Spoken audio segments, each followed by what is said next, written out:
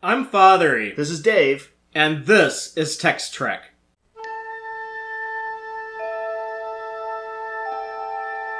Engage.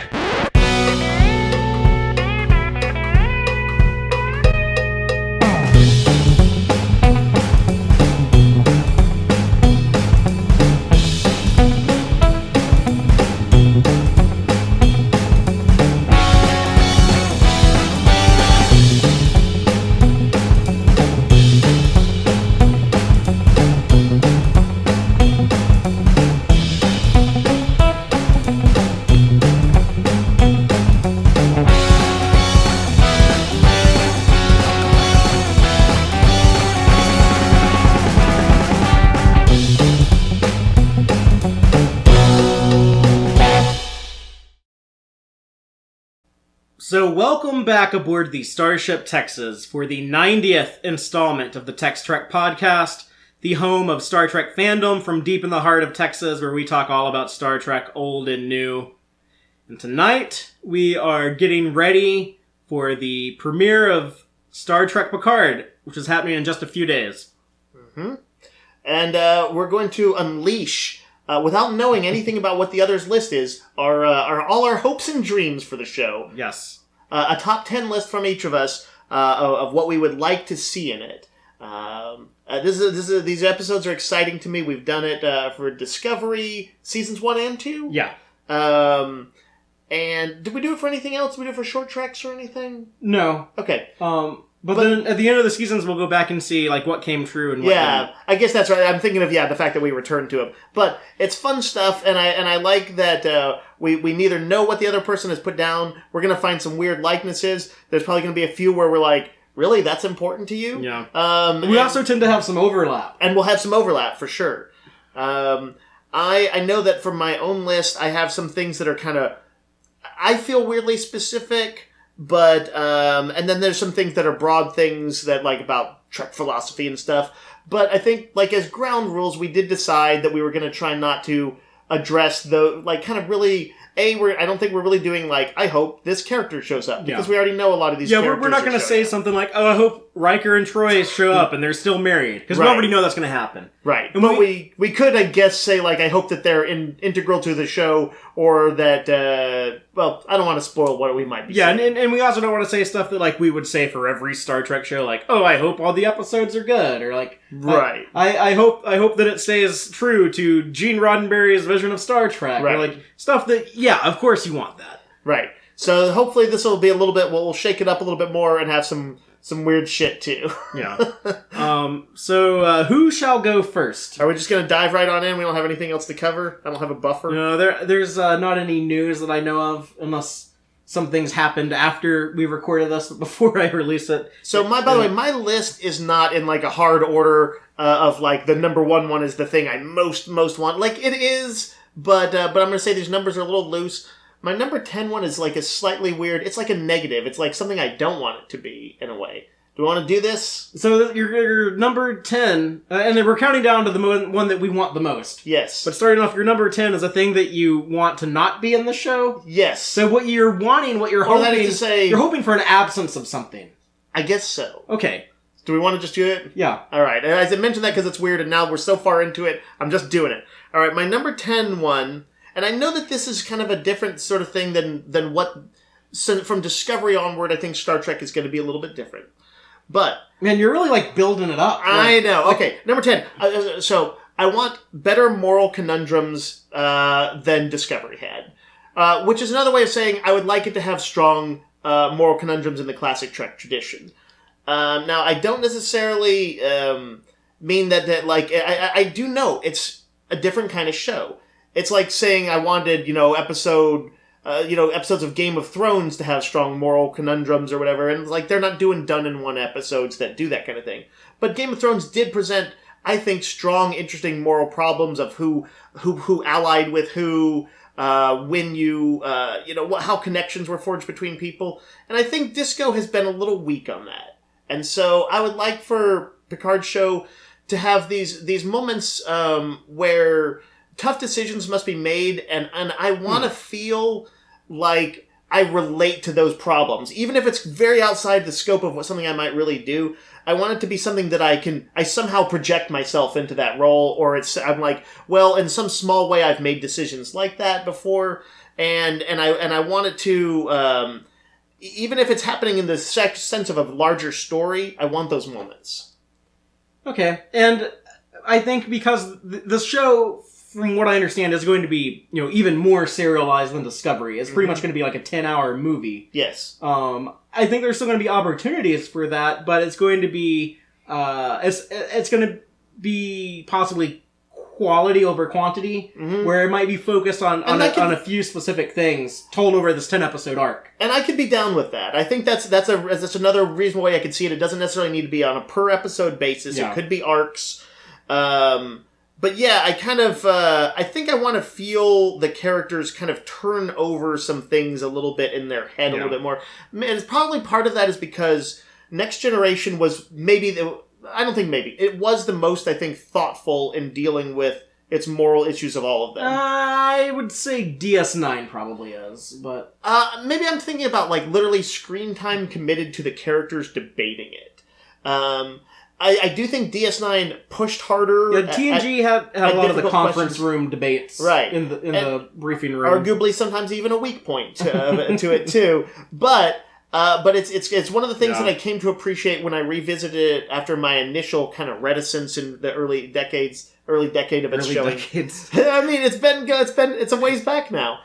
But yeah, I think you have grokked what I was trying to get at, which is like. Sure. I want to see Picard known as a thinker. I want to see him think and moralize. I'm okay with him making some judgments. I'd like to see him struggle with judgments. Yeah, and maybe have like confrontations with other people. Because that was. I want to see well-meaning people who have different opinions on how something should play out. Yeah, I think I'd rather in some ways. Do they debate on Discovery? No, that's one of the things. Is like they very often they're like, we hit a problem, and like somebody usually pretty quickly has a solution, and they would say like, let's try it, and they dive into it. And so I kind of don't want. And then it kind of like pats itself on the back, like, yay, we did it. Right, yeah, we had a discussion about morality, and I'm like, did you though? Cue the gif of... Well, they've also said that Discovery, is their like high-energy, fast-paced show, and Picard is going to slow down a bit. So, which is interesting, because the trailers look very action-y in a lot of ways. Like, when he's not talking with old friends, there's a lot of pew-pew. Well, that's... easy to like show like that stuff to make it like an exciting promo. Right, they want people to tune in. However, just given the star of the show, Patrick Stewart is known for being this Shakespearean actor who can chew scenery better than anyone. I'll preface this as anyone living who's worked in Star Trek. R.I.P. Leonard Nimoy. Even though he didn't really do like the big scene. Chewy, like, but when you think about he and McCoy debating the Genesis project, but I'm talking like the best actor in Star Trek. But but he's able to like deliver these. Like Picard is famous for delivering these speeches, right? And I think it is going to be a very talky show. So if you were to like have him just move plot points forward, it would be a waste. If he is there, or just having him as an action hero, as the rebel, I think it would be a waste. So. That's my number 10. Okay. And what do you got, Father? Well, speaking about Picard talking, my number 10, very different from yours. My number 10 is, I want to hear all of the Picard catchphrases in this first season. Okay. And we know that we're getting engaged, because we saw that in the trailer. Yep. But I better hear tea Earl Grey hot, and I better hear a make it so. Right. Does he have any other big notable ones? So those are the big three. Okay. He also says, like, if someone, like, rings his doorbell to come into the ready room, he says, come. Yeah. It's just the way he says it, sort of. Yeah. That's what everybody says. It's kind of like authoritative. Like, yeah, absolutely. And the fact that, like, he always says that. He slightly barks it out. Not always. I guess he sometimes says it a little more quietly. But anyway, no, I think that's a perfectly good list. I have a few. In fact, my very next one, I think, is a little bit of a kind of nostalgia-y one. Father, do you think there's any chance that feels pretty probable, right? He's going to say engage. Well, we know he's saying engage. Yeah, but he's going to say unless they delete that scene. Do you think they're going to subvert any of them? Like, he'll be starting to say, make it so, and then the bridge will be rocked by an explosion as their ship is crippled? To talk about the other Star franchise, again, because I feel like we keep bringing this up, but that's one of the things that they were doing in their movies was like, okay, every movie somebody has to say, I have a bad feeling about this. a bad feeling about this. And then after they did The Force Awakens and then everything, because they had Han Solo say it in that, and then for a while, everything after that, they had to put like their own spin on it. Yeah. That's kind of like in comic books, you can't have like Superman rescue a cat out of a tree anymore. You kind of have to do something like make it a little different. Right. Because like in Rogue One, they had the droid started to say I have a bad feeling about it, and then like someone interrupted them. Right. Or then in The Last Jedi, you have BB-8 say it at the very beginning of the movie, and you don't even know that that's what he's saying, but that's what like everyone's like, oh yeah, that's what he was saying. And it makes sense in dialogue, and then... Hey, they didn't have in the Phantom... Wait, who said it in Phantom Menace? The Phantom Menace? Yeah. Obi-Wan Kenobi says it. That's that what I was back thinking. In 1999. I was trying to remember... before they started subverting it. I was trying to remember if the Nemoidians said it, but I think they just expressed similar concerns, but that would have been a horrific subversion. It's like, I have a bad feeling about this. Actually, like, my favorite twist on it was probably in Solo, when... Han Solo says, I've got a good feeling about this. Yeah, that was actually alright. That's alright. Because when he says that, it made it so much more ominous than if someone said, I've got a bad feeling. Because, like, oh, things aren't going to go right for you. Because you said that. So, Father, do you think they'll subvert it, though? Maybe. Because it's on streaming and they can curse, I want them to say, make it fucking so. No, I don't want Logan-era Patrick Stewart. That's gonna be awkward as hell. I pray, in some ways, that Picard does not swear in this, beyond saying shit or merde, if he prefers it, because that would feel so weird to me. It wouldn't feel weird to me, but... I guess... I understand why it might to some people. Yeah. Any other thoughts on that? As much as I want them to do it, I don't want them to, like, overdo it. Every episode? Yeah. Once again, make it so. Once again, Earl Grey tea hot. I think because they're doing that sort of more serial format, I think they'll have the presence of mind to do that. Or to not do that, rather. Yeah.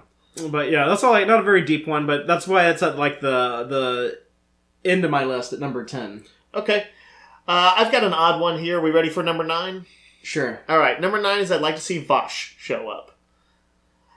Okay. And I'll tell you why. Why? All right. Because you want to see, like, old people have sex. You pervert. Listen, that could be part of it. Patrick Stewart is a guy who's, like, in real life, his wife is, like, literally half his age or less. Right? If I'm not mistaken. He's, like, 80 and she's, like, 36 or something. Or probably. Maybe 40. So Patrick Stewart seems like a guy who has an interest, and I feel like you can just bring that over, same as you brought over his dog. That's a weird comparison, but he does have a love of pups and rescuing, and that's showing up in the show in its way with his dog number 1. So I wouldn't mind showing that, but I also think that she was always sort of the casual fling, and that you can have her in there as it doesn't even actually. I don't necessarily need them to romantically connect, but she also has ties to archaeology and stuff like that. And I would kind of, because that's something that I'd sort of like to see crop up as well. Yeah. I would like to see her show up as somebody like if they met at a spaceport and they trade information and you kind of get a little glimpse of what's been happening to her. I know not everybody loves the character, but I think she was a little goose to his life sometimes. If the story calls for something with like an archaeological slant on it or something like that, where she would actually benefit the larger story, then I think that would be a great opportunity to do a little bit of fan service in a very like innocent way that isn't going to be hurtful to the story. It would actually benefit it. Then yes, by all means, bring her in. But yeah, I think, maybe she greases the wheels for getting him, down on a dig site that has something to do with this Romulan, or with the girl that comes to him. And then they could connect, or not, romantically. But I think it'd be interesting to have an old friend like that, who's not a key cast member. It would be nostalgic without being, I think, overly precious, maybe, about it. And I do actually always at least like the presence that actress brought. She was a little irreverent when everybody else was stuffy. Yeah. I never loved her, but I like all the episodes that she's in. And I don't have anything against the characters. I would like to see her come in now, because I think that would be a cool callback. Yeah, so, that's my one of my more specific ones. What do you got at number 9? My number 9 one is pretty specific. Okay. I want something to do with that fucking flute from the Inner Light. Okay. Even if it's just like sitting on a shelf in the background somewhere. I think it'd be really cool if like the theme music, the opening theme music for this was like something that was like very flute based. Yeah. Or maybe even like incorporate some of that Inner Light theme. Yeah, that would be cool. I don't know like if they want to pay the royalties for whoever wrote that and use that as their theme song, but whatever the qualities of the writing going on right now, I don't think that they do those kind of deep dive thoughts into the continuity. Everything we've seen on Picard shows that they are probably going to do some of that. Like, you think? The fact that they're bringing in fucking Q. Yeah, okay. A lot of some of the stuff that we were talking about last week. But I think that's going to line up with their theme and the synthetics attack. Like, I think those are directly tied into the show's themes. I don't know. From what I know about Kirsten Beyer and Michael Chabon, they love using stuff from the canon. If they were to do that, and I don't know if a flautist's theme for Star Trek would be exactly a barn burner, but I like the idea a lot. I think that'd be cool if it happened. And I'd like to see like Picard actually like playing it again. Yeah, do you think he ever got better instead of just kind of like? He was fairly good, when we saw him like practicing with it, and now he's had like decades to get better, sitting on his vineyard. He seems like he's kind of bored. Yeah. So, that might be like a way that they show him in like the beginning of the show, where he's kind of like frustrated with like his bored country life, where he's just like chilling like with his dog in his house on the vineyard and playing his flute, and he's like, "This is really fucking lame. I wish I was back in space." Well, yeah, like I could see a sort of thing where he's like playing it, he's getting the notes, it's almost right, but he keeps on tripping it up. He keeps getting like one note wrong. He's like way off key, and like he does it, and then like the dog looks at him like, like even I know that was bad. Actually, that'd be all right. But I was going to say the flute can be a metaphor for what he said. He says in that trailer, he's like, I really tried to make this work. It's like he keeps on hitting that thing, and he's like hitting this, like he can't get the note right or whatever. And he's going to chunk it across the room in a moment of anger. And then the dog fetches it and brings it. No, he's going to break it, and you're going to have this sense of awesome. Of something that's like really hurtful, like he went too far. That'd be cool. That's like when he's like, the line must be drawn here, thus far, no farther. When he's like, no, and he breaks his ships. Yes. Yeah, that'd be a little bit heartbreaking to see him do it for we, the audience. The way that he says no twice in that scene, where he's like, no! Like, me and a roommate I used to live with, turned up to 11. We after I showed him that movie, we watched that movie together, and then like anytime that became your catchphrase. Yeah, whenever one of us disagreed with the other one, we'd be like, no! Like you have to say it twice like that. But yeah, so I want to see that flute again. Okay. Or hear that flute again. It's pretty iconic. It even like his I've seen it show up in various sort of spoof videos, the and museum compilation videos, the Picard museum that they had at Comic-Con to promote the show, and also at Vegas that I got to see firsthand. The flute was there. So I believe, very worst case scenario, I suspect you will see it on a wall somewhere. Best case scenario, it has some slight incorporation into a story or a scene. Shall we move on to number 8? Numero ocho. Yes. This is a sort of a call for a clarification point.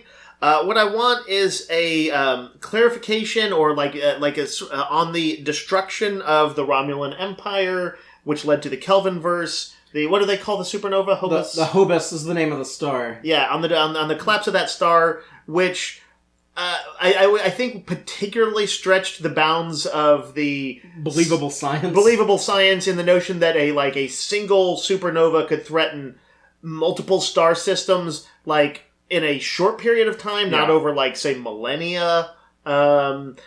Is ridiculous. The non-canonical content has tried to address that, at least like with Star Trek Online, where they used one of your favorite Star Trek plot devices. Time travel? No, even better than that. Proto-matter. And the nova was actually like a man-made incident. That's actually okay. That's a pretty good use of the proto-matter dodginess. And from like my understanding was like after it exploded, like instead of just like expanding out, parts of it would like go into subspace and then like reemerge in other places. That's a cool idea. That's all I would need. I suspect just as often happens with expanded universe stuff, they probably wouldn't directly pull it, but might take an. They could do influence something from similar though, if not the same thing. Yeah, and just. I don't usually get too hung up on that kind of thing, but because it was literally the core event that launched the Kelvinverse movies, I would like for it to just be somewhat less fucking stupid. Yeah, and sometimes Star Trek does that where it'll try to clean up something like from the past that didn't make a lot of sense. I mean, like the expanded universe and like the books. Mm-hmm. I mean, they love to do. They get off on doing that. Right. It's almost like their duty is to go and like clean up anything that doesn't make sense or seems to be out of continuity. Now, sometimes I find that frustrating. I'm like, geez, don't spend parts of an important story doing what's really just like fan service course correction. But we know that like he became like revered by the Romulan Empire because of helping in the evacuation. And so it's obviously something that's important to the story. So this is, I think, a good opportunity. Yeah. That's number 8 for me. What do you got, Fatheree? My number 8 is I would like for Star Trek Discovery to be referenced in some shape or form.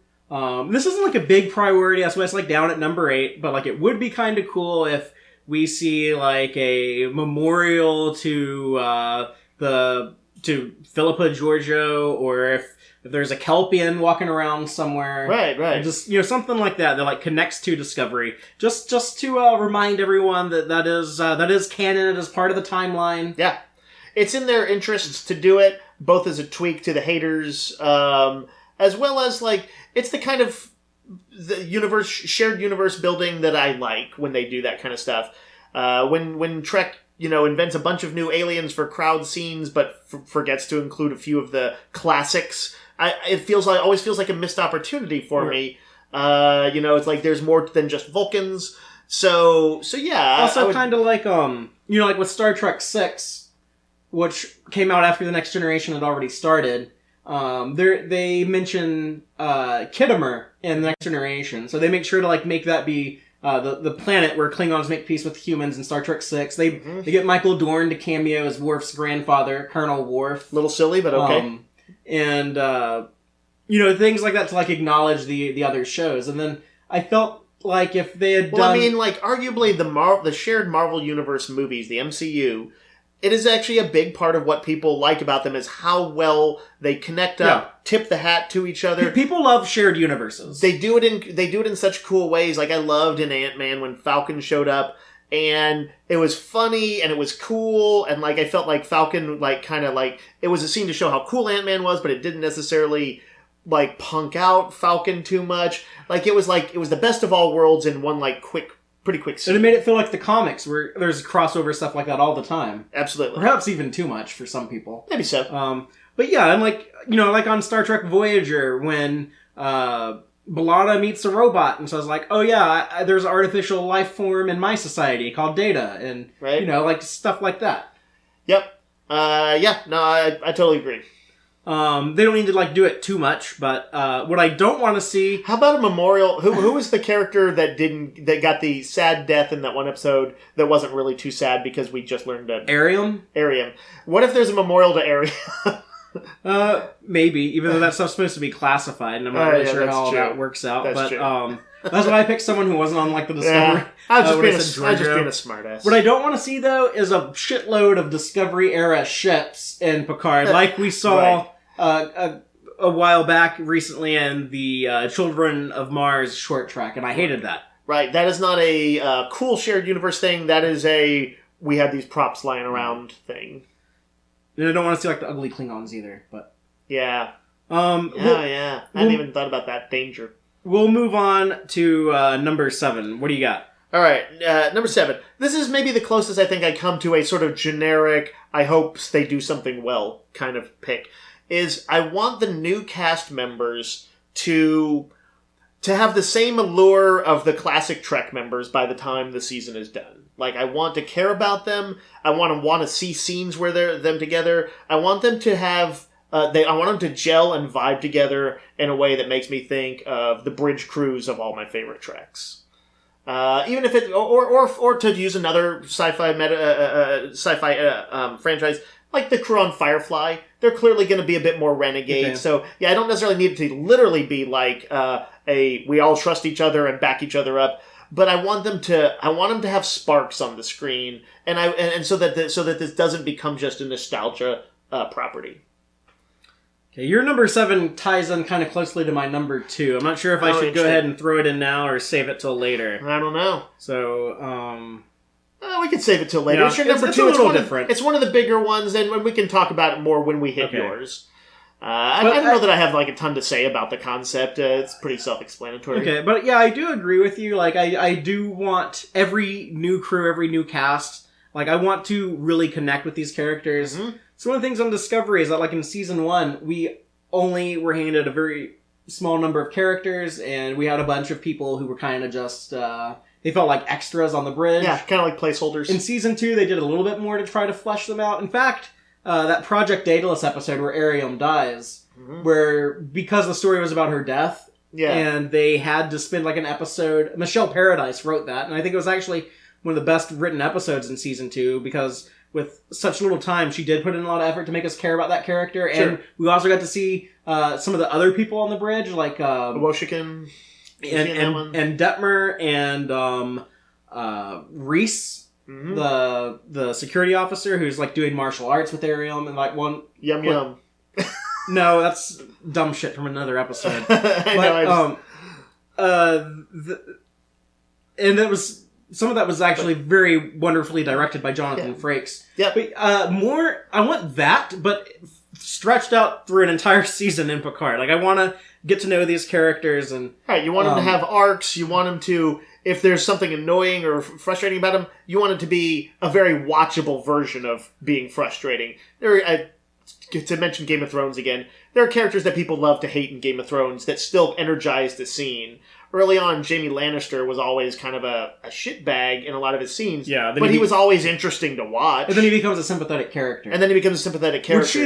Which seems like the impossible task. Right. People actually told me that got spoiled for me early on, or when I fell behind on the show, and I almost didn't believe it. Like, I was like, "You're gonna have to do a lot to make me." I was like, "There's no way he's gonna end up sympathetic. I just can't believe it." But then he had all these great scenes with I'm not gonna forget the name. I don't know the name of the actress, but Captain Phasma, Gwendolyn Christie, and interesting storyline things. Yeah. And again, this is like sort of that's a best case scenario. So it's cool when you do interesting things with characters that actress plays. Like, it would have been cool, like, if she had anything to do in any of the Star Wars movies, or if she like came back in the third one that they made. But instead she experienced a series of humiliations over the course of 2 movies. But are there any of these characters in particular that you're excited to see? No. That's why they have some heavy lifting to do. Yeah. And they haven't revealed much about. All we know is like they actually have there's a completely blank slate. There's Rescue Girl. You talking about Daj, the young woman. Yep. There's played by Issa Briones or Briones. I'm not sure how to say most of these people's names. There's Elven Warrior Romulan. Yeah, so that's Evan Evagora as Elnor. Even sounds like an elf. It really does. There's Rakish Pilot and Han Solo type of their ship. Yeah, that's Santiago Cabrera, who is Chris Rios. And the last sort of big one in my head is the lady with the curly hair who is Picard's confidant. Michelle Hurd as Raffi Musker. Yeah. Or Musaker. Who's been showing up in the Picard comic and clearly will have had a history with him going back at least 20 years. So, but none of them has distinguished themselves in the trailer or had like a moment where I was like, oh, I think I'm going to like this guy. Yeah. You skipped 2, by the way. We also had Alison Pill as Agnes Girardi. She's like the... it kind of looks like she's working with like androids. Yeah. So, and I think they've actually mentioned some stuff like that. Right. So that might tie into like some of the stuff we were talking about last week with the rogue synths that attack Mars. Yeah. And then we also have the kind of the dark Romulan character who looks like he might turn out to be a bad guy or something. Or maybe that's just what they want us to think, and he's a red herring. But Harry Treadaway as Narek. Yeah. Who his name actually sounds like a Romulan and not an elf. And I'm not hating on Elnor. I think he's a very fascinating looking character, and I actually like the idea of like this long-haired elven Romulan warrior. Sure, like all the possibilities are there, and all they got to do is run with it, and their scriptwriters need to carry it. And I know that's easier said than done, but for sure, it's one of their bigger tasks. I think is pulling that off, and I really want it to happen. I would say I got all these characters. The one I'm most looking forward to learning more about is Elnor, just because he's so different from any character who's ever been a regular on Star Trek before. Yeah. And it reminds me of like some of the stuff like I really like Seven of Nine being a reformed Borg, or Odo being like this weird shapeshifter constable on a station, or Quark being like this right, like bartender you feel like Ferengi. they come the basic premise of the character is maybe the most pregnant with creative possibilities of the cast that we know so far. Yeah. Like, it's pre-built with drama, if it works right. Generally, Romulans, not so friendly towards humans, so the notion of one with sort of like this sort of blood debt connection, or very personal connection, however it plays out, is a pretty potent idea. Yeah, and I don't want every Romulan in their entire empire to be like someone in like gray shoulder pads with the common Vulcan Romulan bowl cut haircut. Like, right. I want some species diversity. He's already changing it up. All right, what do you got, Fatheree? What's your... are we at 7? Yeah, so my 7, it's similar to what you were saying with Vash, but my number 7 is surprise familiar faces. Mm-hmm. I want to see people come back from other Star Trek shows that I don't know are coming back until I see them in the episode. Mm-hmm. And would you prefer to see minor characters or major characters? Whatever is going to work for the story in that episode. Okay. I guess like the people that I would like to see come back, but like anyone who was like a regular or a recurring character in Star Trek, I would like to see. I think the fact that they're doing such a deep cut as bringing back Hugh. Yeah. Well, I love when characters get brought back in like cool and interesting ways, and one of a minor frustration I guess I have with Star Trek's old school serial format that done in one episodes is the sense that there's a little bit of a nothing matters because they always just move on to the next plot and they generally don't reference the previous ones very much, and yet Picard has like and Kirk and every other captain has worked alongside and been involved with so many different characters and alien civilizations that there's this vast tapestry of interesting characters they have access to, and wouldn't it be cool to just further one of them and bring them back into a story at some point? And it's something that I have by the way, this sort of ties into one of mine, but it's going to later number, and I think it's slightly different enough that I'm going to wait to say it. And I was just going to add that, like an example of what you're talking about. One of the things that we mentioned last week with whatever these rogue synths are that we think might be like copies of data. Right. We mentioned the character Maddox from Measure of a Man. Yeah. Who... He survived that. Like, there was no murder or anything in that one. Yeah, they could maybe bring him back, or have him play some role. Was he a changed person by the end of it? Yes. So maybe he is trying to, like, stop this or something. That would be very interesting. I mean, that's a pretty... Or maybe in his arrogance and hubris, he tried to, like, he thought he figured out, like, an ethical way to mass-produce androids, and it backfired on him. Sure.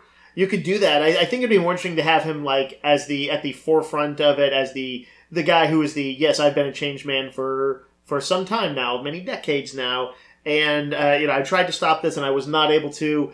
During the Dominion War, they Section 31 began secretly doing this, and then after that, it became mainstream, and now there's many of these androids out there, and in my opinion, it was inevitable that this would happen, and he's like at the forefront of it. I'd love something like that. Yeah, and Michael Chabon, the head writer of this first season, has talked about how he again likes to use the canon. So I wouldn't. He We're going to test you, Chabon. I mean, like, you got to prove it to us. We know that he wanted to use Hugh in 7 of 9 and a TOS-style Romulan bird of prey. Yeah. So, again, I wouldn't put it past him to have someone like Maddox, or even, like, I don't know, like, have Jake Sisko show up. I don't care. Like, I would be happy for it as long as it felt organic to the story they were telling and added to the story, instead of just being like, oh, look, here's a cameo, someone you know. For sure. Shall we go on to number 6? Yeah. All right. My number 6 is a little bit of a weird thing. I don't know if I necessarily want it. I don't know if I really want what I'm about to say that I want. Because they could... Then why is it on your list? Why is it number 6? Because my numbers are got a little jostled around right before we filmed this, as a matter of fact. But I think I want it. Okay. Jerry Goldsmith has been so integral to so many Star Trek themes, including Next Generation's core theme. Mm-hmm. I'm not saying I want him back, but I would like some music in this that is suggestive of his themes developed mostly in the movies. Next Generation actually did not have a ton of strong music. It had bouts of it, but I would like some music that echoes the qualities of his many strong Star Trek scores. Well, we'd have to talk to... But here's the thing. This is why I say I don't know if I want it. If they come in and they have some Hans Zimmer ambient soundtrack that I couldn't have guessed would work, well, I'm not going to be like, well, it's not Jerry Goldsmith. I'm down for new ideas, but I think it would be kind of cool to reflect that. What's Jeff Russo doing the music? Same guy who did Discovery. Okay. Discovery's had strong stuff. Now, they also like to bring back the TOS score into Discovery sometimes. Mm-hmm. So I think it is a good chance they might bring the Next Generation score into Picard, especially in one of the trailers. They were playing like some notes from the TNG score, which is similar to how they promoted Discovery early on. Yeah. Do you think we'll get some of those like familiar things where like we'll hear the Klingon theme that Goldsmith wrote for motion picture or a variant of it? Yeah. Some of those themes. I think there is going to be some... Actually, God, I just had a random thought. You know how, like, Picard, they kind of zero in on his mania and his Borg PTSD in First Contact? Mm-hmm. And there's some strong emotional themes in that, I think. Some really strong scoring from Jerry Goldsmith. I would actually love if... And I don't think they'll do this because they're going to want to have their own very original score. But I would love if some of those themes were echoed, you know, those sort of melancholy themes in his isolation...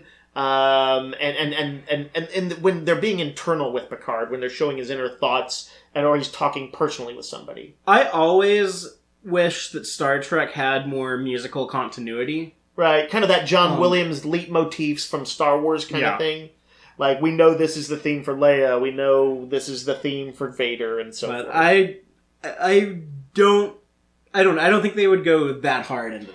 I don't think so I think either. The best we could hope for is maybe like, oh yeah, they're going to use some of like the memorable notes from the Next Generation theme. Right. I think this one is a little bit of a long shot, but I think Goldsmith showed how to do sort of effective cinematic scoring. I believe this is going to be a very cinematic show no matter what. For sure. And so if nothing else, I hope they learn some good lessons from him. I would add to that from what we saw in The Children of Mars, there was kind of a TNG throwback to it, and the end credits, how they ended on the title card for the show, The Children of Mars, it was actually like in like the Next Generation font. Mm-hmm. So, and in credits it actually said, every Star Trek show after TOS has said, based on Star Trek created by Gene Roddenberry. Mm-hmm. The Children of Mars short trek ended with, based on Star Trek The Next Generation created by Gene Roddenberry. Huh, that's interesting. A more kind of... just a more concrete tie to that particular iteration. Yeah, so they are trying to establish these ties to TNG. So I think some of that music being incorporated is possible. I don't think they would go as far as like bringing in a specific stuff from First Contact. Right. Yeah, it's a little bit of a shame that, and there's even some themes in like Nemesis that I liked. Anyway, all those movies had a brilliant. I know it's a long score. shot. I know it's a long shot. That's my deep cut. My 100 to 1, 1,000 to 1. That'll pay off big in Vegas if it comes through.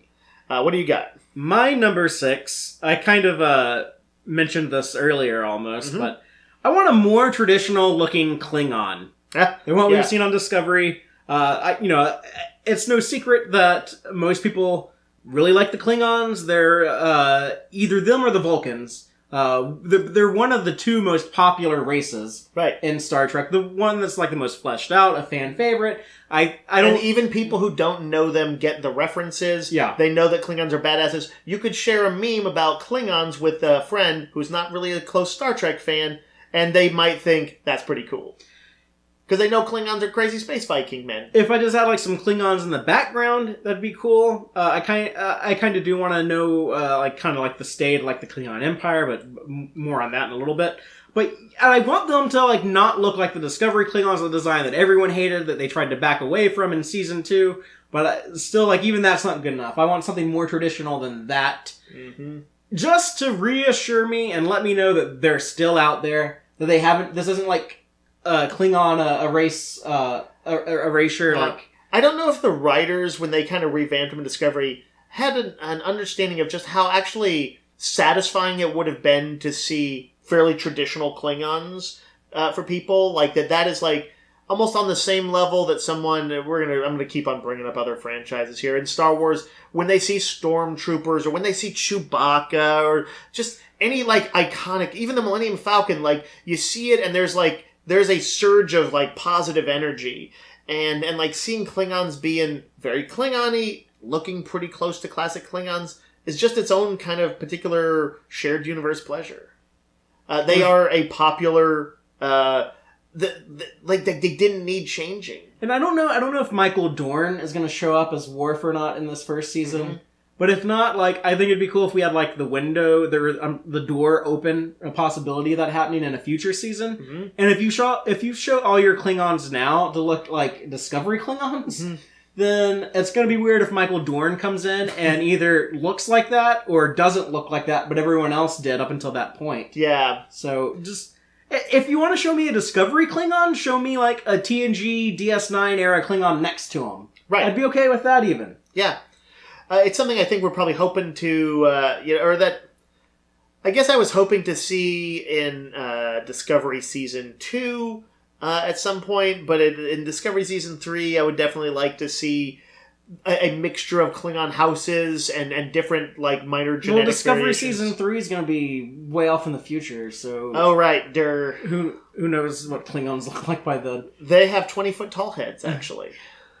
But, with, again, I'm going to bring up Children of Mars again, with how some of the stuff in there disappointed me, with, like, the ships and the shuttlecraft being exact copies. I guess they did reskin the shuttlecraft that was the school bus, but the space dock scene, I don't want to see, like, that type of Discovery aesthetic just copied into Picard. Right. An aesthetic has been created for that era, and because they have 20 years separating them from Nemesis, they obviously have room to play around with, but the uniforms are like a good update. Yeah. So right, that should maybe be the watchword, of how to do things right. Okay. So shall we move on to your number 5? Yeah, let's hit it. Let's see. Okay. This is a Picard kind of thing. I want sort of cerebral solutions to things, not everything, but some things.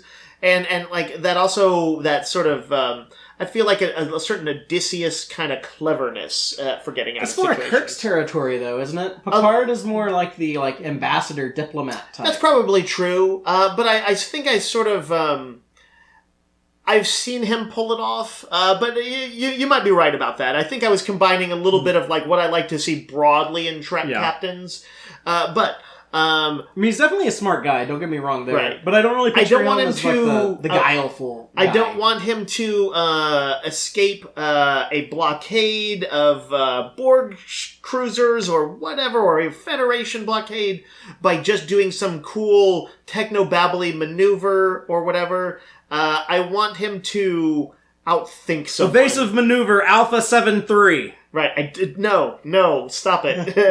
What I want him to do is to say something. It's just be like, oh, I recognize this admiral. And I want him to engage with him in conversation and use that guy's weak points to frustrate him. And meanwhile, he's given a hand signal to a guy on the bridge to do something that he knows will get them through. Prefix code style. and I want him to pull it off, and I want to be like, oh yeah, they fucked with Picard. Picard outthinks you. He's smarter than almost everybody in the Federation, and and he's got to handle it Picard style. If he's handling it action hero style, it'll be very disappointing to me. Yeah, The way that you described it, it does, like, to me, sound like a little bit more like Kirk or Riker or even Cisco, I guess. Yeah, and like, I don't know what situations they're going to be running into, but I do know that it'll be a little actiony, so I wouldn't be surprised if they at least evoke some of that. And the things he would normally do, which is like, I'm going to morally win you over, I don't think this show is actually going to quite be that kind of show. I mean, that's how he was in TNG. That is how he was, and if they could pull that off, that'd be the best of actually all solutions to me. But I don't think the problems that will be there will be those kind of problems. I think he may have to be a little bit more Kirk-like, and they may have to draw on sort of how the character sort of rallied under bad circumstances in slightly more adventure-based episodes. Okay, I'm going to put like a slight spin on that. Okay. Because that has given me an idea. Hit it. But, one of the things from The Next Generation that Patrick Stewart said that, like, playing this character has made him, like, a better listener in real life. Like, he's learned to, like, listen and hear people out before he draws his own conclusion. Mm-hmm. And it's how, like, Picard was often written to where he has, like, this team, like, this brilliant staff. They're the best in the fleet. That's why they're on the flagship. And he hears all their voices out in those conference room scenes that we discussed earlier. Right. And then after, like, he hears all of them, then he starts to begin to make his decision. And after collecting all of that expert knowledge from everyone else. So what if, like, this is a Picard that does have this, this weird hodgepodge ragtag motley crew, right? Cast of characters, and what he's doing is kind of something like that, but he's also maybe in, like, a more mentor role where he's solving problems by helping these people figure out what they're good at, and then, like, encouraging them, and then showing them how to, like, incorporate that together as a crew. Well, right. The idea that best case scenario would be they look like they're going to be more of a ragtag crew that are probably good but undisciplined, and maybe not great at overcoming sort of their issues with each other, or who knows.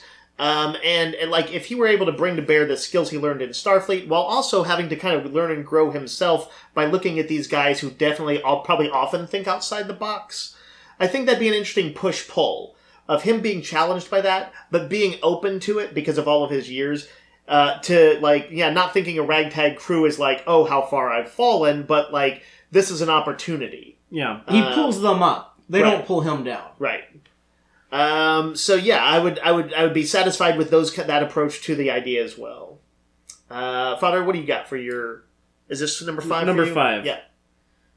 So my number 5, and I knew this wasn't going to be on your list, but I want details on the current state of the galacto-political stage. Okay. I want to know what the Klingon Empire is up to now, post-Romulus. I want to know, all these years after the Dominion War, what's going on with the Cardassian Union, or with the Bajorians, the Tholian Assembly. Are they still around? I basically want to know how the different political powers in the Alpha Quadrant, how things are tumbling out. Yeah, how that has changed from when we left off in Star Trek Nemesis. I would love to see that. It's something I'm afraid is going to be a bit of a long shot. I feel like these writers, that's not quite where their interests are. But these are the writers who are focused on bringing stuff back from the canon and using, like, the TOS Bird of Prey and bringing back Hugh. Those are like this is the team that would do that. I don't think the Discovery writers would, but this is maybe so. I feel like those are kind of like anecdotal and slightly nostalgic remembrances.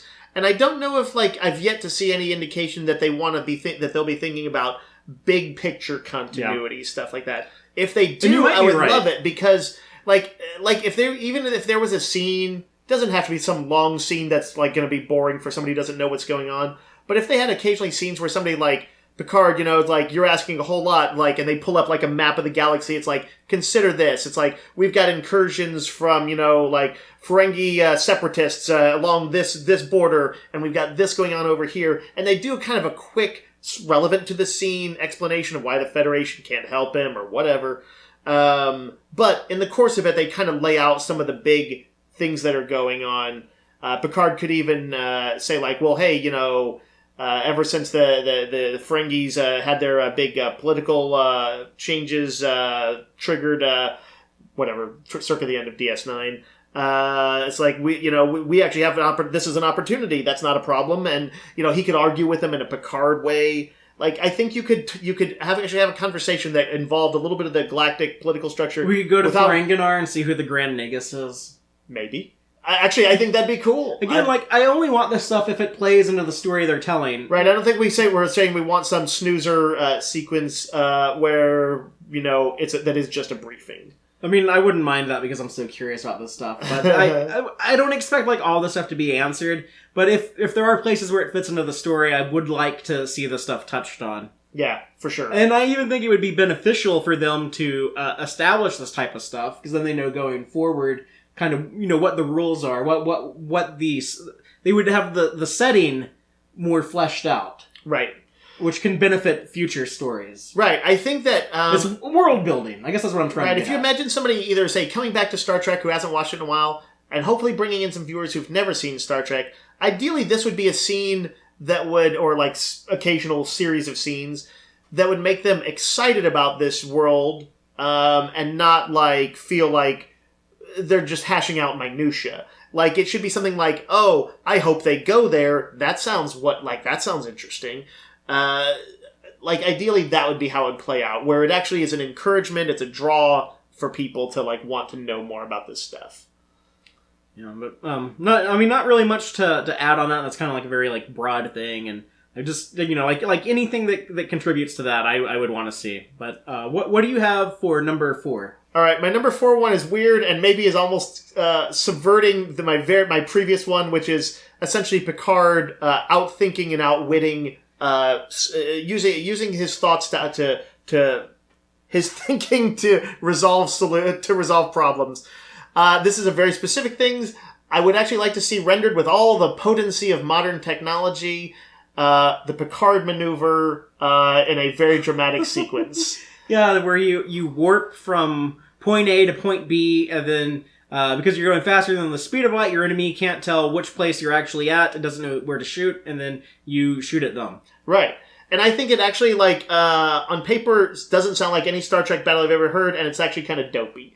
Because, no one's ever fighting in Star Trek in such a way that you have to make a decision in 1 second as to what to do. You could build a scene where that worked if you were somehow had weapons that were attacking from light years away. The way that how when Discovery uses the Spore Drive, how it looks really cool. Yeah, they kind of did a Picard maneuver thing with that, and they did do a little bit with that. I didn't think about that until just now, but they absolutely did.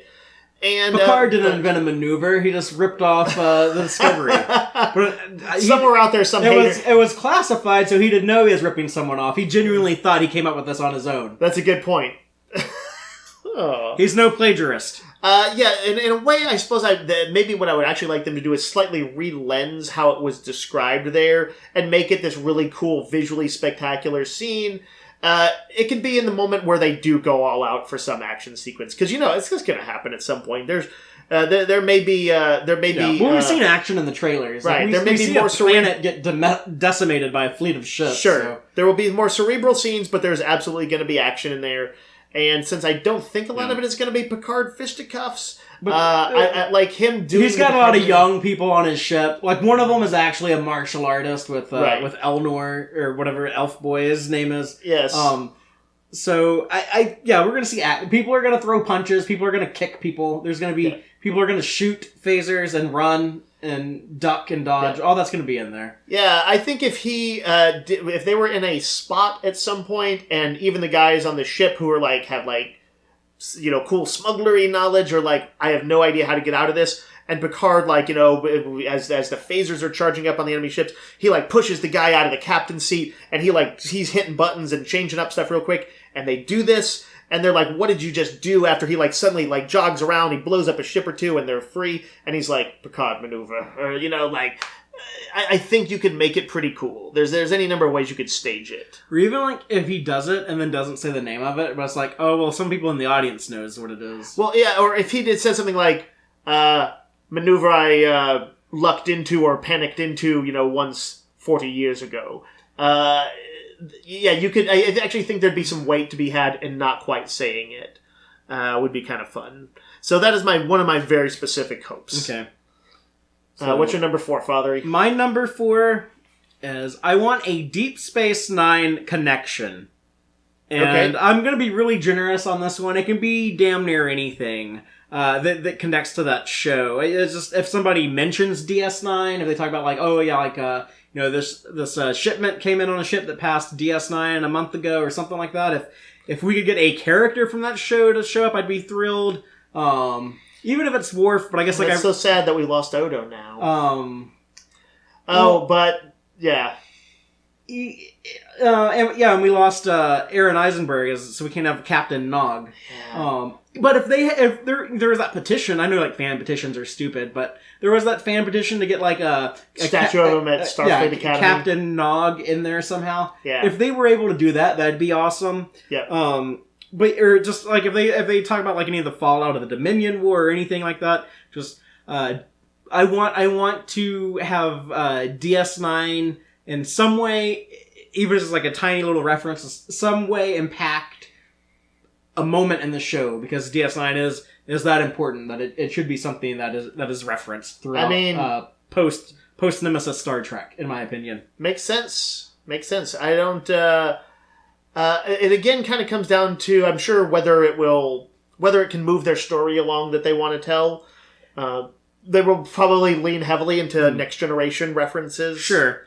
And I'm not just saying this because DS9 is my favorite Star Trek show, but I'm also saying it because that's the show that had the most consequence. Right. And so the big things that happen there, a lot of them feel like they should be heavy and should have weight and should carry over. If you get your wish on the other one, which is any sort of discussion of the current state of galactopolitical events, then DS9 should get referenced.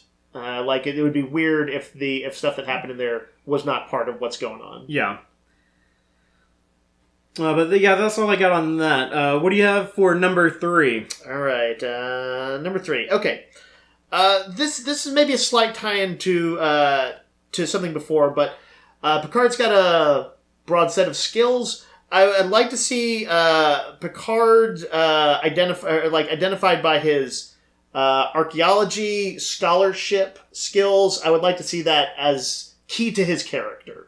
So I'd like to see Picard the scholar in there and not just Picard the captain. Yeah. I feel like if in his retirement he probably has been doing a lot of reading it, burning up on his history. He's probably more well-read now than he was back on the Enterprise. Unless he's fallen into a malaise and actually finds it difficult to enjoy the things he used to, which on a character development angle could be potent. Yeah, maybe he just gets drunk on wine and plays his flute every night. Is that a metaphor?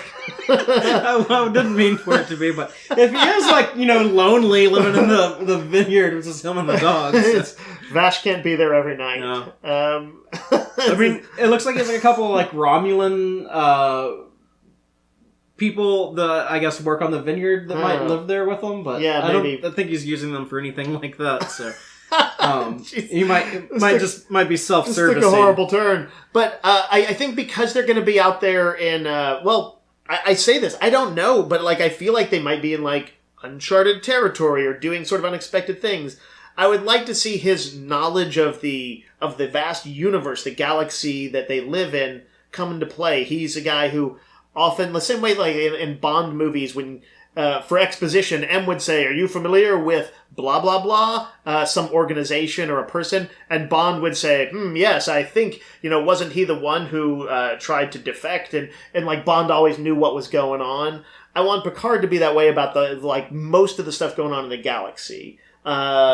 Would that make him too infallible if he seems to know everything and know the answer to everything? Sure. And I think because he has limited resources, he won't be able to act on all of it. I think he's still going to be desperate to make use of it. But I think it should be if it were it's as close as he comes to, I think, having a power is his knowledge. Knowledge coupled with morality.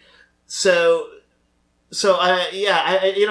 I also wouldn't mind if it's in smaller things if they need to climb down to something and then, you bust out his archaeological knowledge. He does have a broad spectrum knowledge.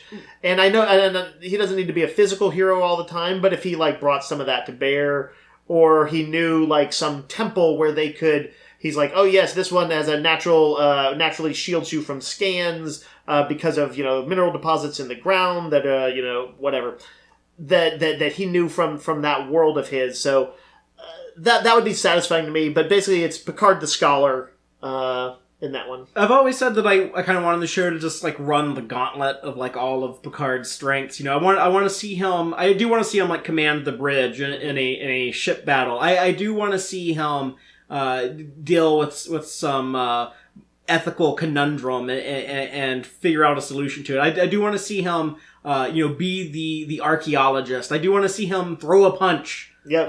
It doesn't have to be every episode like in TOS when they were constantly getting in fist fights. I don't think they're going to do that with an 80-year-old actor. Probably not. I would like to see him just throw a punch. He's going to throw time. I feel sure he's going to throw at least one punch before the show is out.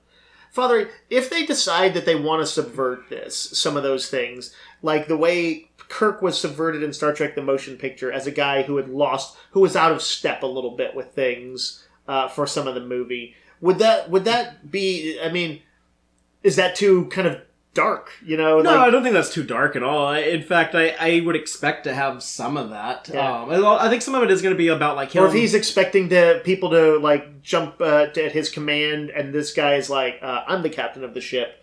You can advise me, but I do not jump." When you say jump. I think part of it is going to be like he is out of his element on the vineyard, and it's going to be about him like getting his mojo back. Right. As we like described Kirk in the plots of both Star Trek: The Motion Picture and again in Star Trek II: The Wrath of Khan. True. Father, where's your number 3 there? My number 3 is I want a late 24th century aesthetic that feels like an evolution of what we've seen before. Oh, yeah. Basically, I do not want fucking shuttlecrafts from Discovery. I do not want the McGee-class ship that we saw in Children of Mars. I want things that look like they were made after the stuff we saw in DS9 and Voyager and Star Trek Nemesis. Mm-hmm. They need to move forward. I know that... I'm not sure, but I'm pretty sure John Eves... I read somewhere that he's working on the show, who he did a lot of the Starfleet designs on Discovery, but he also did the Enterprise E herself, the Sovereign class. Mm-hmm. So I think he's like the perfect person to come to of like, okay, what's the next step after that? Yeah, it's interesting because we are both like projecting forward an aesthetic 20 years, and as has been the case with many a franchise, we're also projecting forward our real-world special effects that have grown in 20 years and how that lenses everything and just how you film it and what the expectations are and whether anything has become outdated. It's not just how the technology they had to render it, but like, when we have phones that do everything that their communicators can do and more, it could get a little weird. So there's actually a lot that I think those artists and designers have to go through. Yeah, and it's not just like the ships. I want, phasers, communicators, everything, like the way that the computers work. I want all that to feel like, yeah, this is what they probably have a couple decades after the Next Generation. Did they show phasers on the trailer? Not like Starfleet issued. Okay. I was just wondering if they're going to do anything like weird, like, oh, yeah, you don't even like carry anything per se anymore, but, you have a small glove you wear and you just hold it up sort of Iron Man style. That's something you do in Discovery Season 3 when you're 1,000 years in the future. Yeah. Because whatever they do here has to look more primitive than that stuff, you would think. That's true.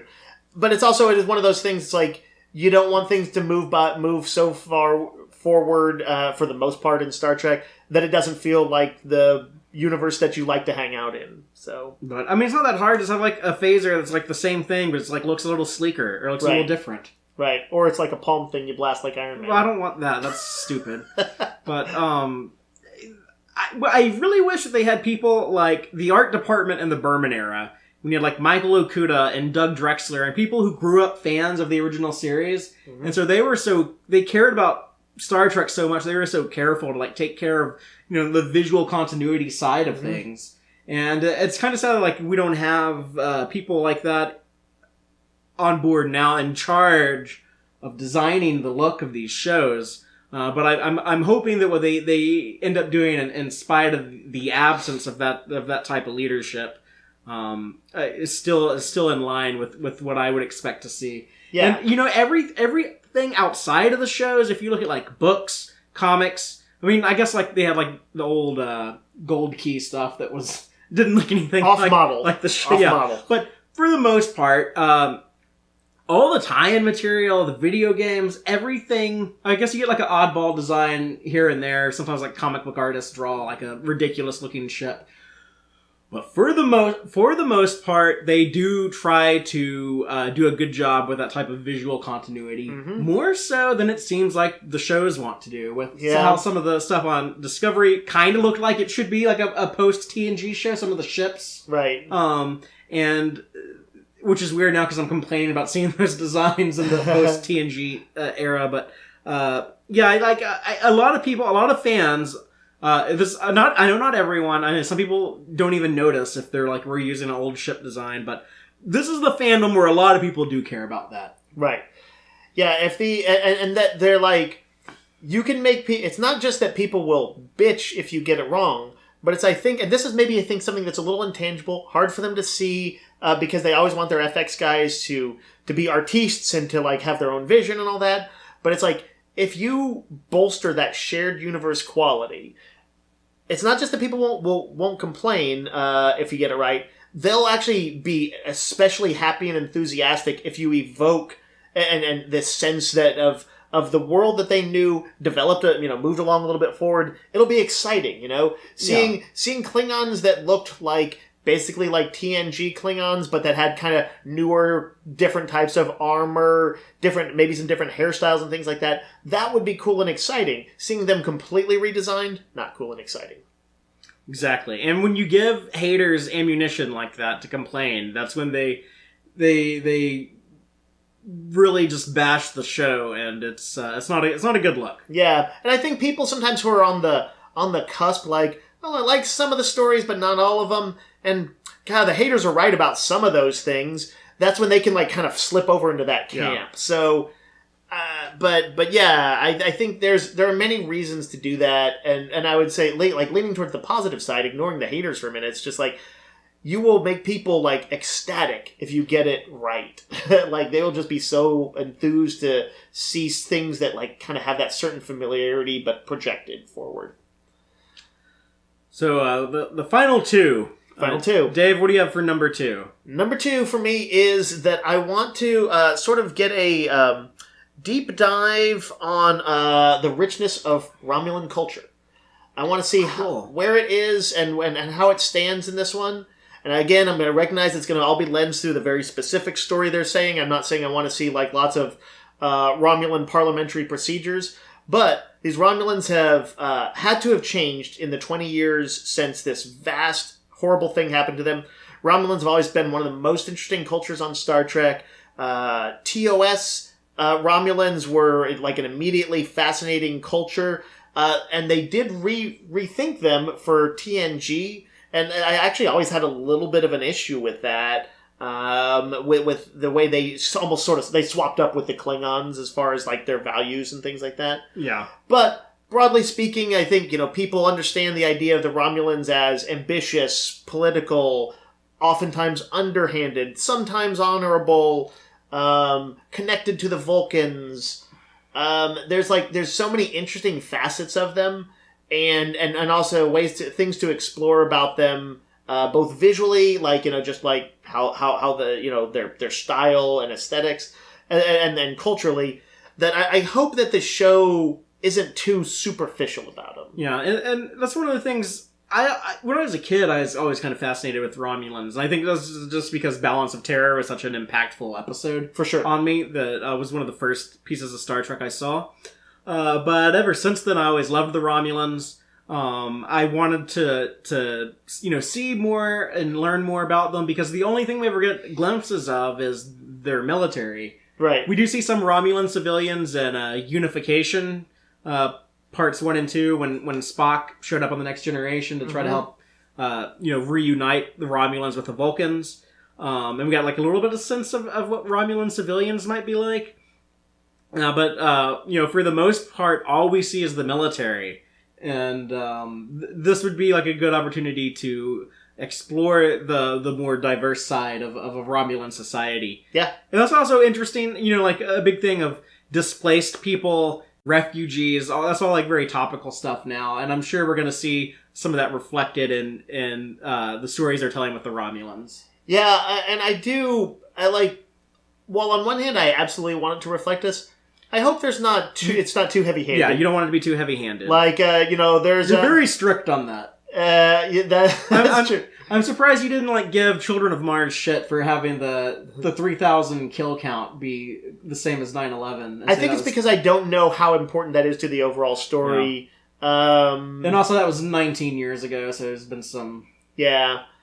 But yeah, I don't want there to be that the Federation government is well, we've built a sort of galactic wall keeping out these the many Romulan refugees that weren't that Picard wasn't able to repatriate. Well, I don't know what you call it when you relocate, I guess. Yeah. Which is also a bad thing to do in Star Trek. Yeah. If we learned anything from Star Trek Insurrection or from Journey's End. Yeah, that's true.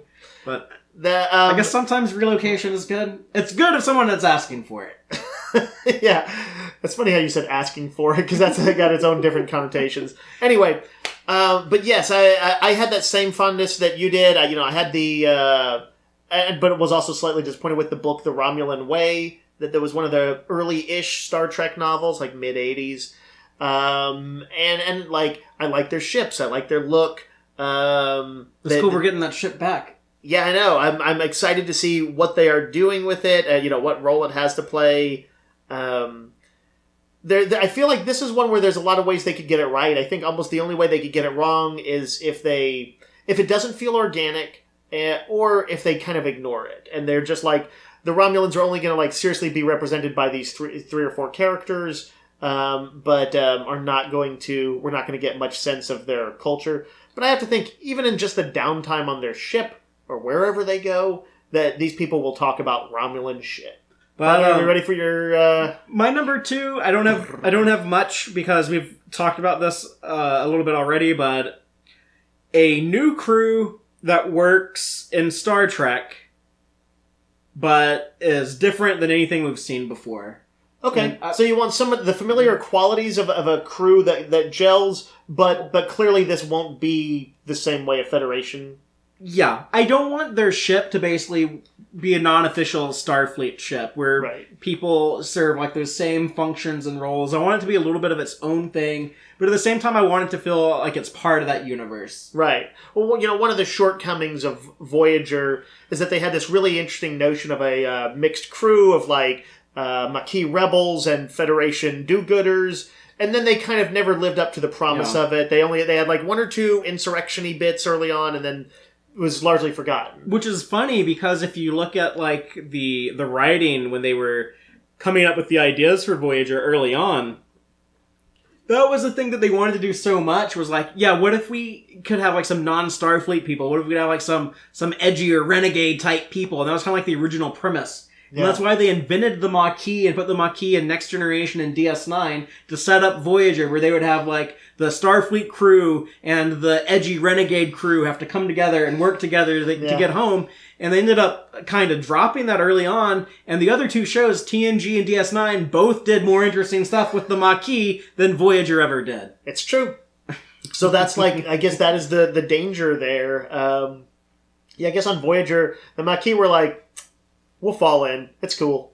But after the first 2 seasons, it kind of stopped coming up. I think that they probably will try for some of what you're talking about. I feel like there's a reasonable chance that they know a crew and the way they interrelate is a big thing in Star Trek. But they're gonna. I think they will recognize you don't want it to just be a surrogate Enterprise bridge. Yeah. And I also don't want it to be so weird that it doesn't feel like I'm watching Star Trek. Right.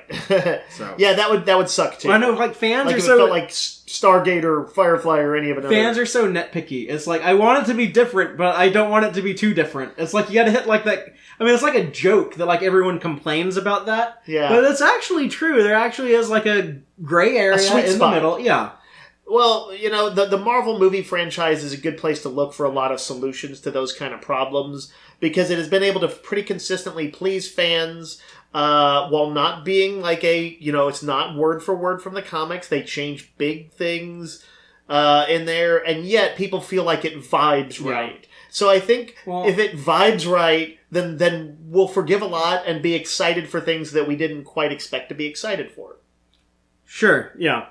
I would say Marvel also has the advantage of like all of their stuff came out in the mainstream and kind of like the same time, so all their fans kind of expect the same thing. You don't have like these older, more TOS liking people, and then like these younger people who like Discovery the most, or like these people that are somewhere in the middle. Who right, like it's TNG. kind of like you either like Marvel movies or not, but there's not infighting. Yeah, it's not factioned. Right. Whereas Star Wars and Star Trek both now. And I would even say like DC is very factioned. Yeah, that's true. But whether you want sort of darker stuff or lighter heroics. Yeah. But about like these other franchises, the big number one grand finale. Oh, okay, we're up. So this one, all right, I'm just going to go ahead and say it. I titled this "Picard Has Friends." This is me wanting them to, and I realize this kind of like could overlap with some of the other things. I don't want Picard to be all powerful, but he went through so many different episodes. He met so many people, worked with so many alien civilizations. The possibility that he has almost no resources to call on seems weird to me. And I can see him like, yes, he might have to get together with this smuggler ship or whatever they exactly are. But I feel like he's a guy who should have friends, even if they're not literally personal friends. Well, we do see that in the trailer when he like goes to Riker. Right. I guess what I'm saying is I want it to be beyond just the core group. I want a reminder of like... That's the thing you want most is like Picard to like have people he can like call on to get help. Yeah, well, in a way, yes. This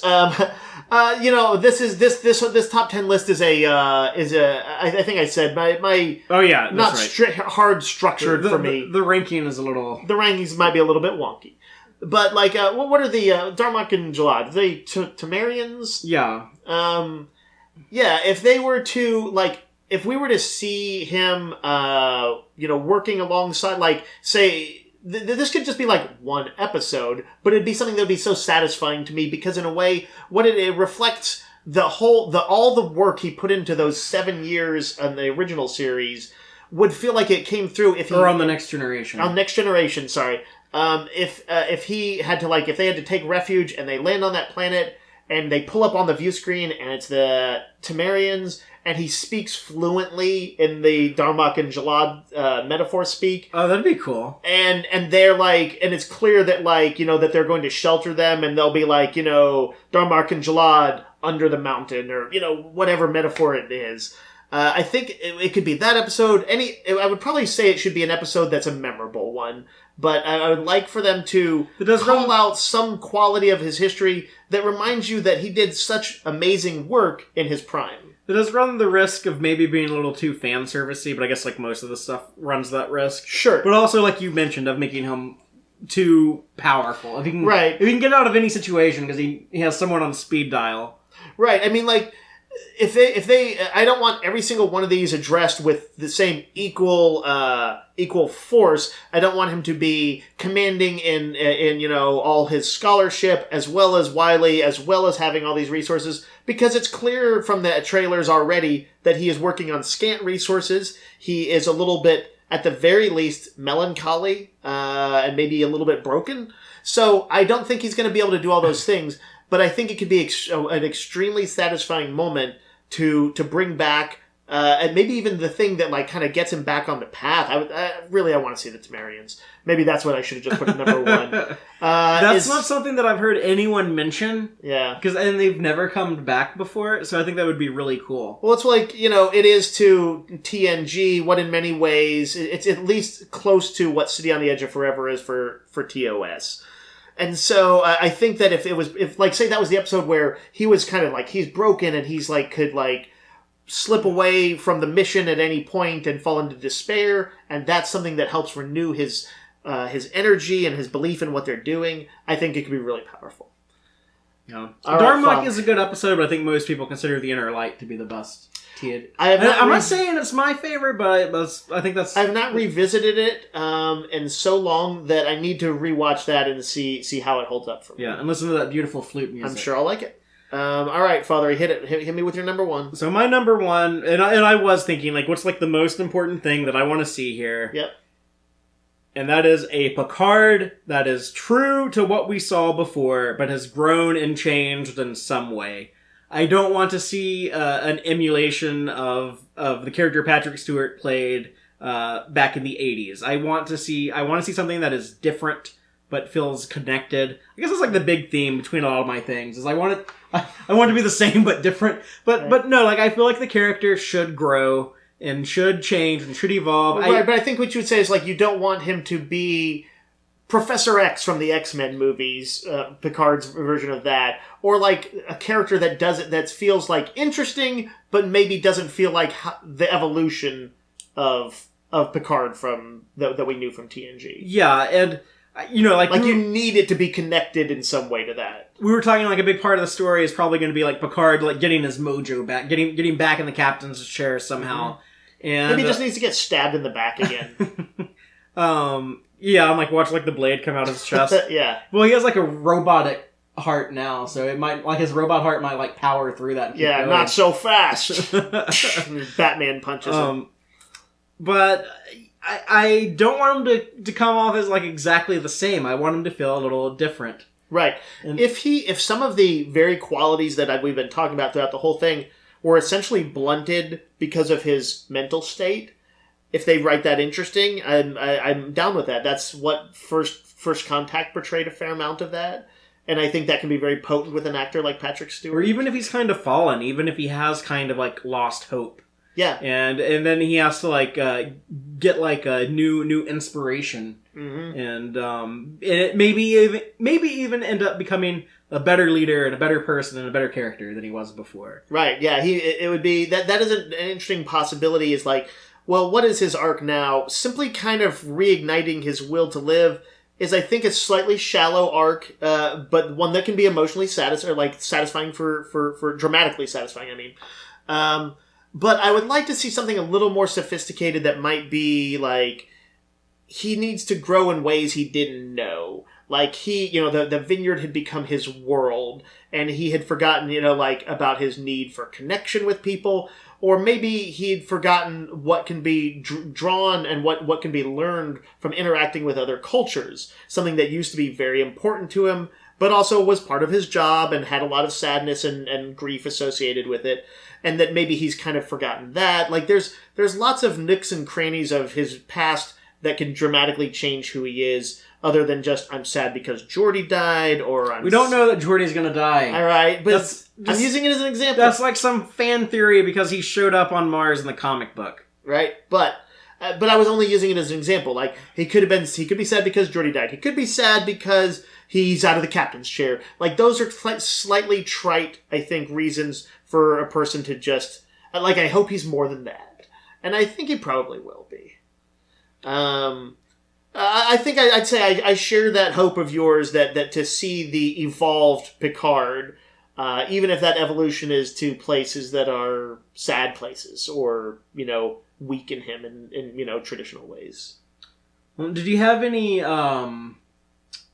runner-ups that didn't quite make the list, but still things that you would hope to see? Yeah. Just want to mention without going too deep into them. Sure. I want to see Guinan. That's a real simple one. It's a guest star that we haven't seen yet. And she's basically an immortal character. So. She's an immortal character. I feel like she could be a person who is there to serve to serve the story at some point, especially when he's broken. So I would love to see a good conversation with her. And then the only other one that I had, this is a sort of a negative like my early one, which is, and this is kind of also something I'd want from all Star Treks, is to not go too deep on the technobabble, or rather to have better technobabble. Maybe that's how I should what's phrase like it. a good example of technobabble? Technobabble is, when Geordi describes how they're going to overcome some problem. So in like the engineer. TNG style stuff. Right, I would Which is sort weird of... because like those writers kind of hate that. Right. And Ron Moore and Brandon Bragg, I feel like they didn't do that stuff very well. So here's what I think. I think that back. Discovery has not been great at it. When they talk about fucking time crystals. Yes. It's a crystal that powers time travel. It's a time crystal. Right. And so I think, and then to choose another franchise, Battlestar Galactica, Ron Moore's other his big project, I think was the far end of it. They almost never talk about technology at all. Or if you do, it's like real world stuff, like nukes. Right. And then TNG was arguably overboard. I'm down with that. And I think there's a middle ground to be had, and I hope that Picard walks that middle ground, I would say, in a better way that feels more Star Trek-y than did Discovery. Yeah, I can agree with that. What, do you have some runner-ups? Runners-up? We kind of... Or honorable mentions, I guess, would be another term, but we kind of mentioned some of them. Like, I want to see Picard throw a punch. The one that I took off the list was I want to see opening credits that I like, because I do not like the Discovery opening credits. Yeah, it feels like a bit of a missed opportunity for something badass. I didn't like the Enterprise opening credits. The last Star Trek show that had opening credits that I like actually has the best opening credits of any Star Trek show, in my opinion, and that was Star Trek Voyager. And I have been seeing those since 1995. So it's been 25 years. Please give me another opening credit sequence that I like. Hey, Fatheree, in the same vein as Guinan, you want to see Q at all in this? Yeah, like there's like this one weird fan theory that maybe the dog is secretly Q in disguise. I would love to see Q incorporated, but I don't want to see... Not at first. Like, I think that might be a good way to end the season. And you know how Discovery ended with, like, the Enterprise showing up? Yeah. Maybe, like, end this season with you hear John Delancey's voice say, well, hello, John Luke. And then, like, Picard turns around and there's Q.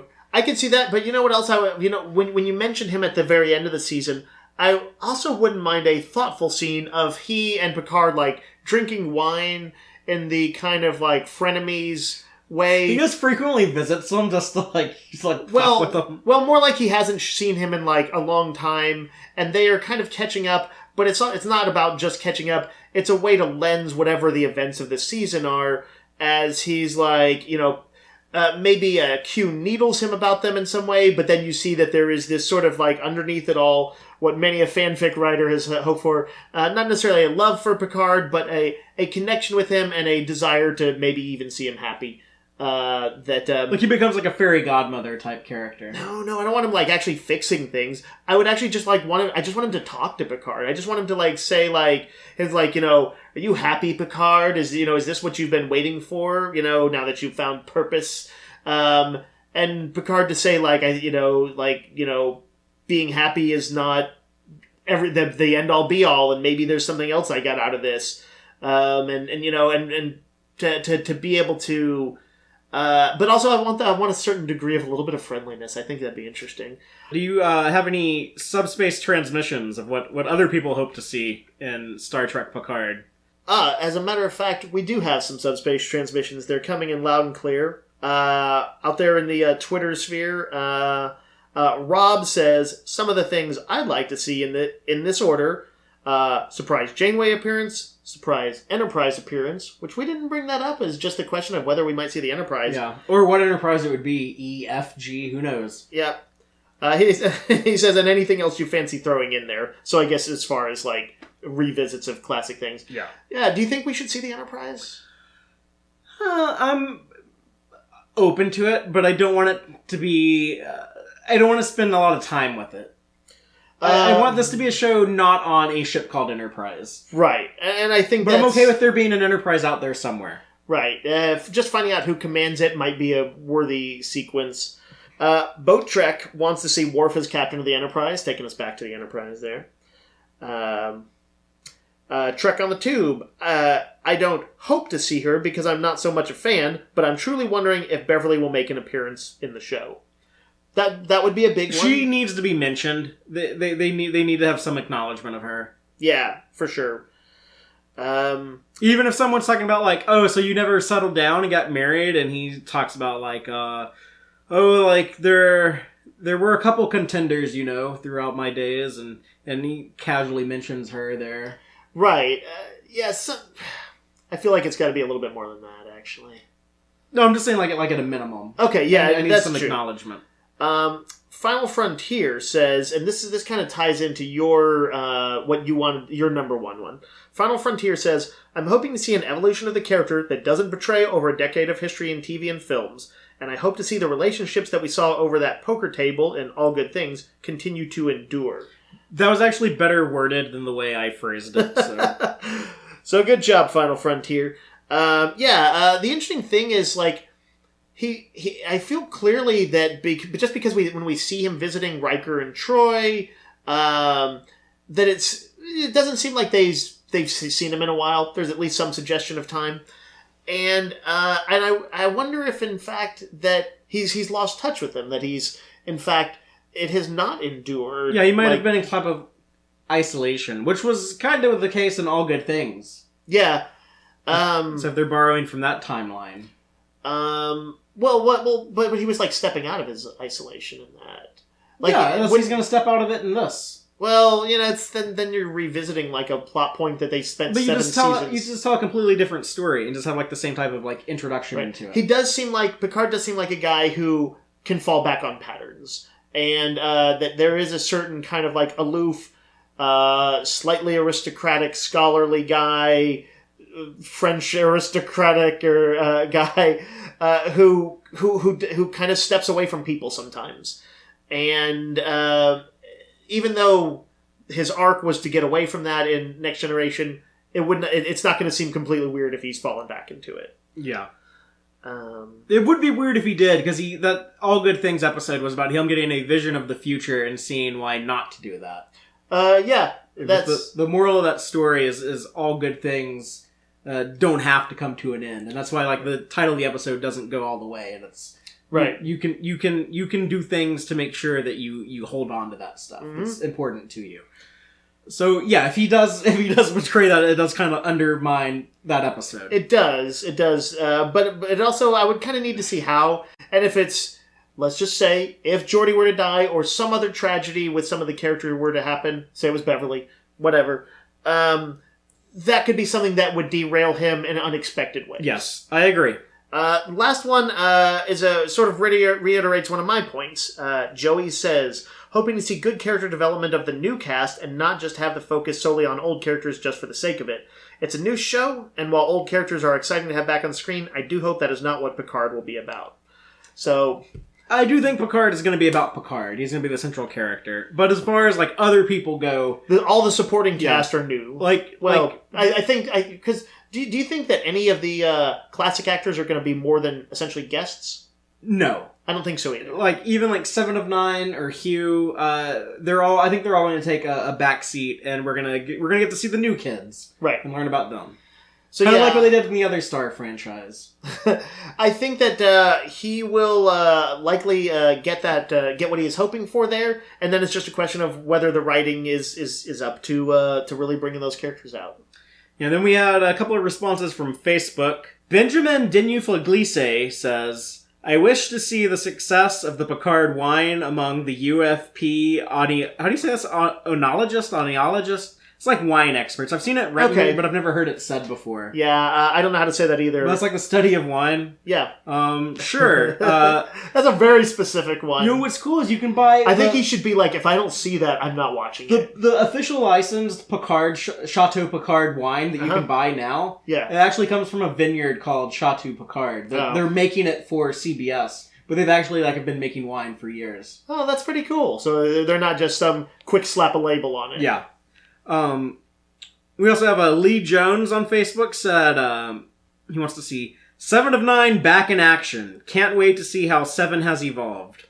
And for sure we're going to get that. It's just we don't know quite what the exact role will be. And she definitely evolved when she says, what the hell are you doing, Picard? That's not the 7 that we knew from Voyager. And I like that. That's exciting. She's apparently also, there's a sense she's reaching out as some kind of troubleshooter, almost like vigilante-like or something like that.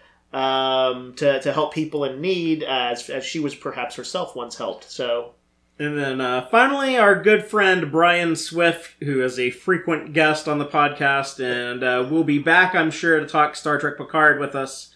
He says he wants to see transwarp beaming and an update on Picard's lionfish. I don't care about seeing the fish again, but I do think the transwarp beaming would be cool. What he's talking about is the beaming technology that Spock gave to Scotty in Star Trek 09, when they're able to beam across solar systems, and then it's used again in Star Trek Into Darkness. Brian, from conversations I've had with him, like his interpretation of that is that it was something that Mr. Scott figured out in the 24th century, that old Ambassador Spock knew about and brought it back, and that's why he tells the Simon Pegg Scotty, be like, oh yeah, you actually invent this. Yeah, right. Because it wouldn't make sense for it to be invented before then, so... I'm going to say there is 0% chance of seeing this. I think that it's one of those things that actually makes it more difficult for the stories that they want to tell. That it was convenient for the Kelvin movies, which play fast and loose with so much. But that in general, Star Trek doesn't want you to be able to get to places so easily. But it was just like one person and not your entire ship. There's ways to make it work. There's ways to make it work, but I bet it's hard for me to imagine that it was on their agenda. Yeah. And I agree with you. But for Brian's sake, if I would actually be down with it if they did have a thing where it's like, yes, we can, like, it uses a lot of power. It's not something we can do. Not many people have access to it. Right. It uses up a big pound of dilithium time crystals. You know, that kind of doesn't make sense how, like, Spock was able to do it from, like, that shitty base on Delta Vega and get him back on the Enterprise, but, he probably hacked the computer and did stuff. Maybe it left that base permanently depowered. We don't know. Yeah. But yes, for his sake, I hope that it happens. 0% chance it will. Sorry, Brian. But that's all we have.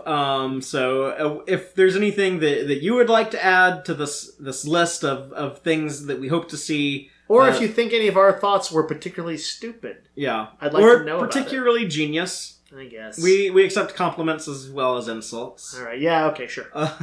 But just let us have a conversation and be sure to comment and let us know. Right on. Now, we will be back Sunday. The episode's going to come out this coming Thursday on the 23rd, and then we will be back Sunday to discuss it, and then every Sunday for the next 10 weeks. Yep, we will be taking flight with Picard. And we will be building up to our big, epic 100th episode of Tex-Trek, which will cover the season finale of Star Trek Picard. It's pretty cool. It better come through for us. It's our 100th episode. Picard showrunners, don't let us have a bad or sad episode. I think there's other reasons why they want to stick the landing on the show, but I don't care about those reasons. But please stick around and enjoy the ride with us, and definitely come back next week to talk about the premiere, the first episode. Oh, yeah. And until then, live long and prosper, y'all. Thank all of you so much for checking out this installment of Tex-Trek. I hope you enjoyed it. Please be sure to like our YouTube videos and subscribe to our channel. Audio-only version of episodes are available at our website, www.tex-trek.com. Please check out our site, especially if you just want an audio-only podcast. We have that available for you.